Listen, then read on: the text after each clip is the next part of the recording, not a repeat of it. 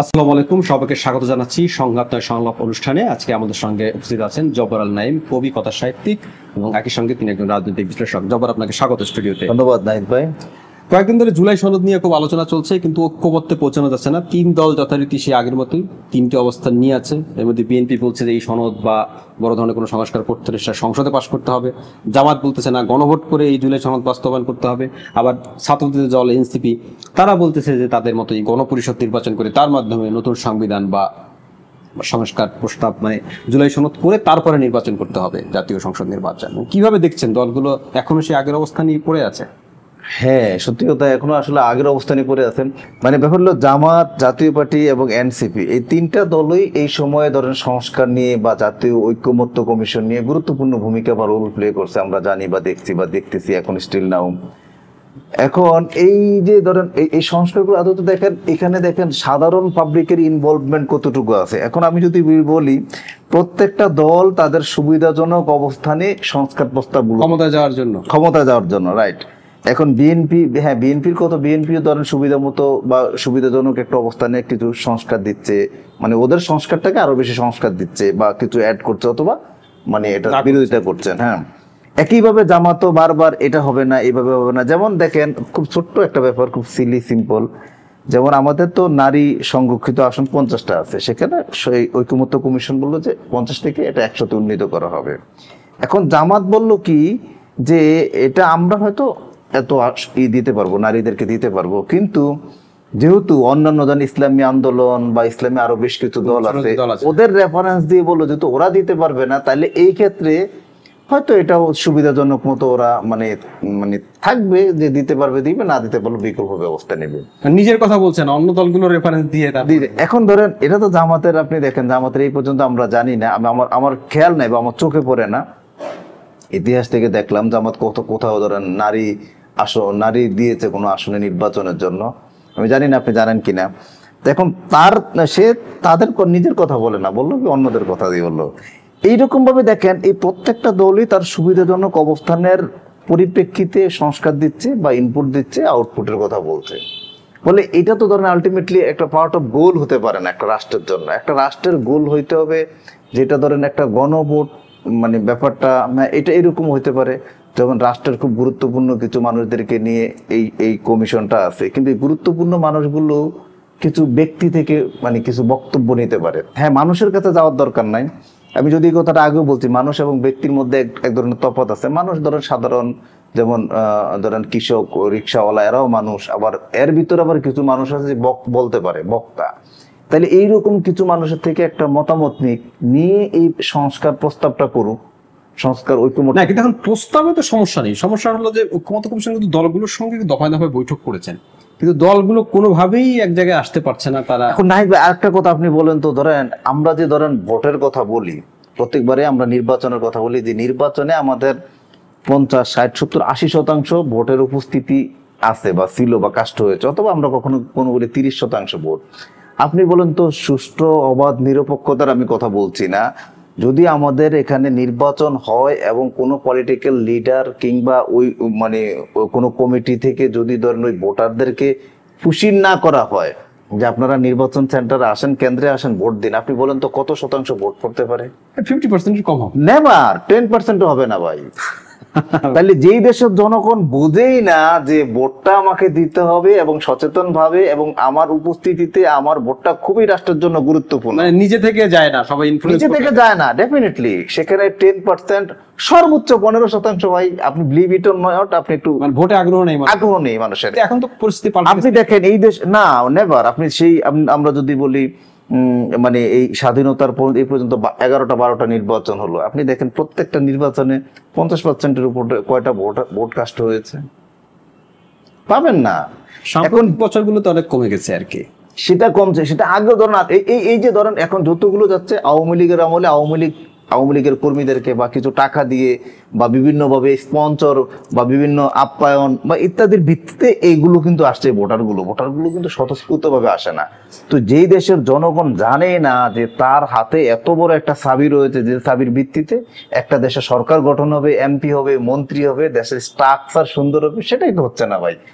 এখন সেখানে ধরেন এই জনগণের মানে যে 10%, ওই 10% মানে সন্দেহাতীতভাবে সচেতন মানুষ, ওই 10% মানুষদেরকে আনা হোক, এ নিয়ে ধরেন ওদের ভিত্তিতে এই সংস্কার বা ঐক্যমত্য কমিশনের মানে সংস্কার প্রস্তাব দেওয়া হোক না। কিন্তু সেটা এখন দলগুলো তো দলগুলোর মতো চলে, তারা তো আসলে জাতীয় ভাই দলের উপর এই দেশে আসলে সত্যি কথা বলতে কি ধরেন একেবারে মানে কোন দলের না, বাংলাদেশে কোন দলের প্রতি সাধারণ মানুষের তেমন কোনো আস্থা নেই। এটা একটা বিরাট বিরাট ব্যাপার। দিন শেষে তো দলগুলি সিদ্ধান্ত নেবে, আবার সে কারণেই জুলাই সনদে তাদের সম্মতিটা হলে মনে হয় একটা অগ্রগতি হতো আর কি। হ্যাঁ, না তাদের সম্মতি তো দরকার। এখন বিএনপি যে ভেটো দিচ্ছে, জামাত ভেটো দিচ্ছে, এনসিপি ভেটো দিচ্ছে, এর ভিতর দিয়ে আপনি নিশ্চয়ই এই ঐক্যমত্য কমিশনের প্রস্তাবনাগুলো জানেন বা অন্যরাও জানে, অনেকে জানে। তাইলে ধরেন এই ঐক্যমত্য কমিশনের প্রয়োজন ছিল কি আমাদের এই দেশের মানুষদেরকে ধরেন বেশি ফ্রিডমনেস দিয়ে দিলে একটা সমস্যা মাথায় উঠতে চায়, কিন্তু আবার এই দেশের মানুষরা কেউ কাউকে মাথায় রাখলো আর দফাস করে ফেলে দেয়। দরকার ছিল এই কমিশনে যে আমরা এই সিদ্ধান্তগুলো নিয়েছি এবং এই সিদ্ধান্তগুলো অধ্যাদেশের মাধ্যমে মানে এটা জারি হবে এবং পরবর্তী সংসদে এগুলো উপস্থাপন করা হবে। অধ্যাদেশ, এটা করে অধ্যাদেশ তো অনেকগুলো জারি হয়েছেও, করা যেত অধ্যাদেশ জারির মাধ্যমে করা। আচ্ছা, এখন তাহলে এই যে জুলাই সনদ নিয়ে একটা টানাটানি চলছে, দলগুলো আলাদা আলাদা অবস্থান আছে, এক জায়গায় হতে পারছে না, মানে সংস্কার তো একটা বড় ইস্যু, সংস্কার তো হতে হবে। তো এখন এটা নিয়ে কি ইউনূস সরকার বা ডক্টর ইউনূস বিশেষভাবে কি একটু চাপ বা বিপাকে আছেন বলে মনে হচ্ছে আপনার কাছে? ইউনূস সরকার তো সন্দেহাতীতভাবে বিপাকে। ওনার কি কোনো ভুল ছিল শুরু থেকে? না, ওনার ভুল তো অনেকগুলো ভুল আছে, ওনার ভুল অনেক ভুল, আবার ওনার ভুল নেই তো বলা যাবে না। যে ওনার ভুল হলো মানে শুরুর দিকে উনি এমন বেশি ফ্রিডমনেস দিয়েছেন, বিভিন্ন দলগুলোর এমন ভাবে ডেকেছেন, মনে হয় যেন উনি খুব দয়া পরবশত উনি এই জায়গাটা এসেছেন, মানে এমন ওনার অ্যাটিটিউড।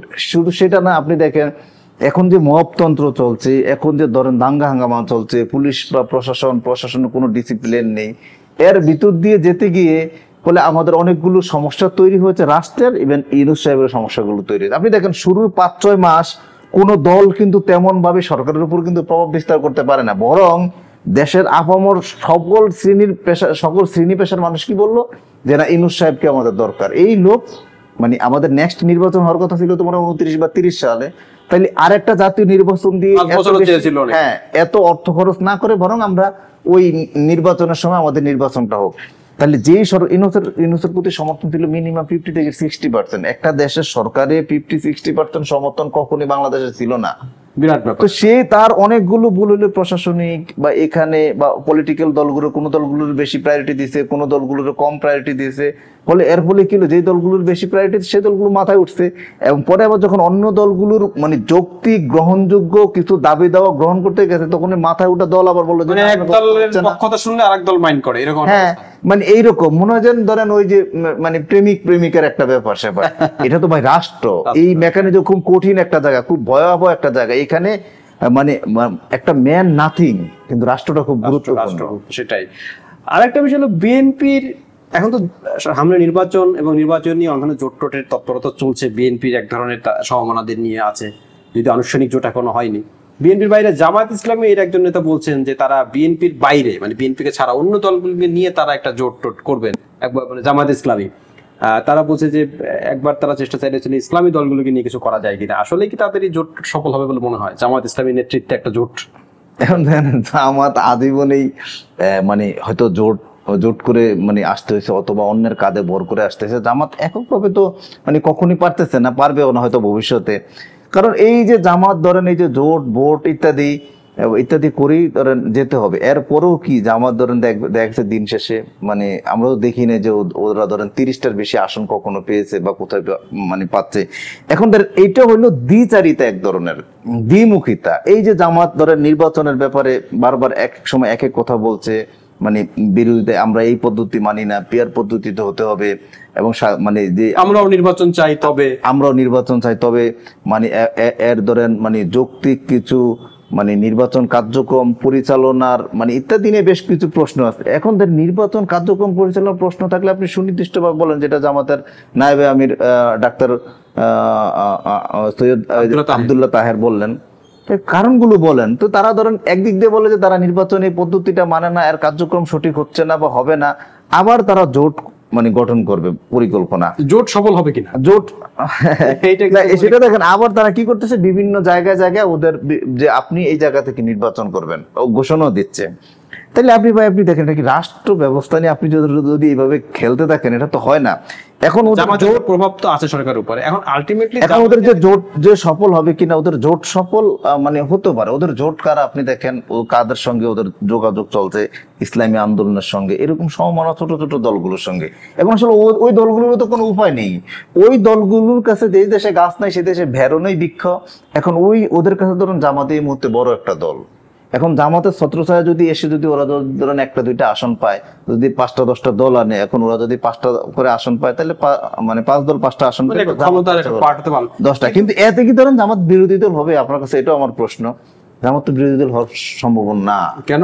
কিভাবে এই 5টা 10টা আসন নিয়ে ওদেরকে ধরেন, সেটা তো সেই জাতীয় পার্টির মতো হয়ে গেল আবার, যে গৃহপালিত অ্যান্টি গভর্নমেন্ট। বড় চ্যালেঞ্জ। তাহলে এমনি জামাতের সঙ্গে আইডিওলজিগত ভাবে অন্য যে ইসলামী দলগুলো তাদের তো অনেক তফাৎ, অনেক বড় ধরনের তফাৎ ইসলামী দলগুলো। হ্যাঁ, ইসলামী আন্দোলন তো ধরেন জামাতের মানে কোনোভাবেই স্বীকার করে না যে এই দেশে মানে ইহুদি, যে মুফতি যে রেজাউল করিম বললেন যে এই দেশে ইহুদি খ্রিস্টান যদি আসে সেখানে ইসলাম প্রচার সম্ভব হবে, কিন্তু কখনোই কোনোভাবে যদি জামাত চলে আসে সেখানে ইসলাম প্রচার এত তীব্র অবস্থান নিয়ে আসলে আদৌ সম্ভব কিনা? হয়তো একেবারে নাম কষ্টে সাইনবোর্ড সম্মত দল নিয়ে হতে পারে। এইটা না, এই ঐক্যমতটা যেটা হচ্ছে এখন, যেটা ওরা হয়তো জোট গঠন করবে, এটা তো আসলে শুধু রাজনৈতিক কারণে হবে। হ্যাঁ, এটা ওরা আদর্শগত কারণে ইসলামী আন্দোলন জামাত মানে এক হবে না, একই প্ল্যাটফর্মে আসবে না হয়তো। এটা রাজনৈতিক কারণ তো জামাত আওয়ামী লীগের সঙ্গে জোট করেছে, জামাত বিভিন্ন সময় বিএনপির সঙ্গে ছিল, জামাত অন্যান্য দলের সঙ্গে ছিল। রাজনৈতিক কারণে এই গৃহপালিত 90 নিষিদ্ধ হওয়ার কথা ছিল, যেই দলের সেই জাতীয় পার্টিও ধরেন এই আওয়ামী লীগের সঙ্গে জোট। তাহলে জামাতের জোটের সফলতা আপনি দেখছেন না? জোট অতটা জোটই হবে কিনা সন্দেহ আছে। সেটাই। আচ্ছা, আরেকটা হলো জাতীয় পার্টিকে নিয়ে। জাতীয় পার্টির কার্যালয়ে হামলা এখনো চলছে, বিভিন্ন জায়গায় হামলা চলছে, এবং জাতীয় পার্টি তো আওয়ামী লীগের সমর্থন মানে তাদের সঙ্গে ছিল। এই পার্টির নেতাদের বিরুদ্ধে এরকম কোনো ব্যবস্থা নিতে আমরা দেখলাম না। মানে কোনো দুর্নীতি বললো, বড় কোনো অভিযোগ ওইভাবে এখন পর্যন্ত নাই, কোনো কেউ গ্রেপ্তারও হয়নি। তো জাপার রাজনীতি এখন আসলে কোন পথে যাচ্ছে বলে মনে হয়?